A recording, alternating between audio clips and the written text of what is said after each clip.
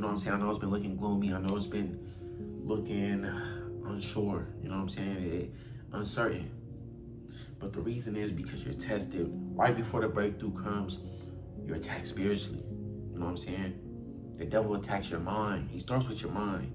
If he can, infiltrate your mind and cause you to be distracted and believe the lies that he spews into your head, you know what I'm saying? Then he got you right where he wants you.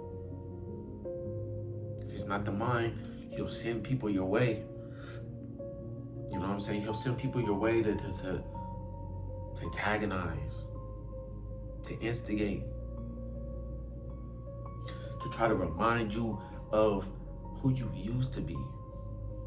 He'll send you temptations. You might lose things. You might have lost the job, bro. You might have lost the relationship. You may have lost the health. You may have lost the emotional stability. You might have been losing it mentally, bro. So even spiritually, you might be lacking right now. But just know that when trials come, count it all as joy, bro. Count it as joy. Count it as joy. And understand that there's a purpose for everything. There's a reason for everything. See, the devil's gonna do whatever he can to try to steal your joy or to try to knock you off your pivot, especially when the breakthrough's coming, bro.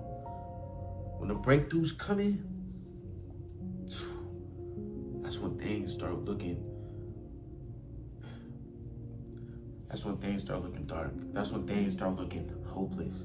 That's when things start looking confusing. That's when sometimes it feels like God is silent. Right before the breakthrough's about to come. Right when you're about to break through. Right when you're about to level up spiritually, emotionally, financially. You know what I'm saying? The relationship-wise. Get the kingdom spouse you've been waiting for. The family you've been waiting for. Right when those things are on the dawn, bro. Right when you're about to step through that door, the enemy's gonna attack.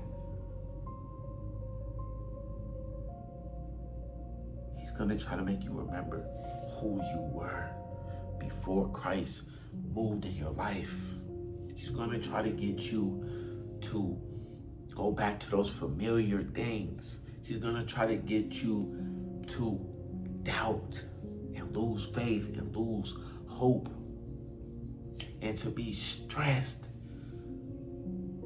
And stress is something that is just, it's tiring, bro.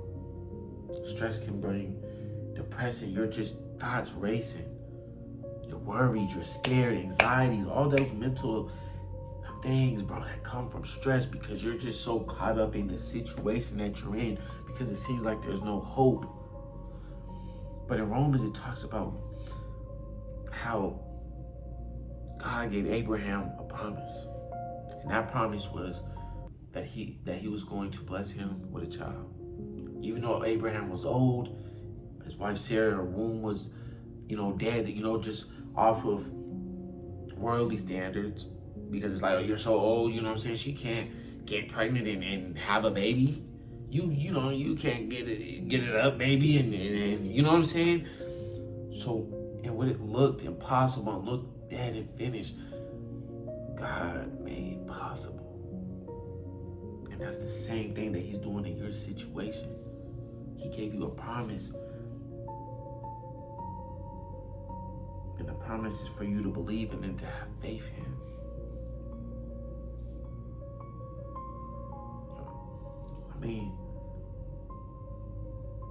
We were dead.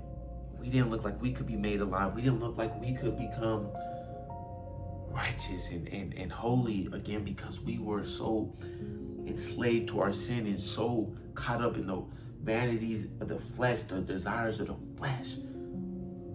And even then, God sent God gave us grace. He sent his son, Jesus Christ, who died while we were his enemies and made us alive.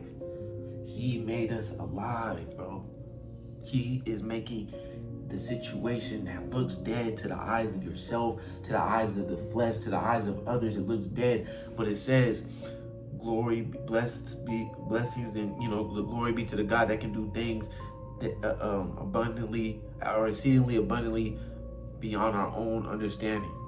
He can do things exceedingly abundantly, way higher than what you could ever hope for, way better than what you could have prayed for and thought that you would receive. The Lord can do more. We don't have the understanding. We're just mere humans, but he is the God that can do anything. So what he's doing in your situation, what he is doing for you right now, is making that situation alive, where it looked dry, where it looked empty, where it looked impossible. And he's going to work and put his hand, and what you have to understand is he's already working behind the scenes. He's just calling you to be faithful and patient. And he's building your character. He's building your faithfulness. He's building your patience, which is refining you. And he's working in your situation, and he's going to surprise you. And he's going to do more than you ever thought, but you ever could hope for.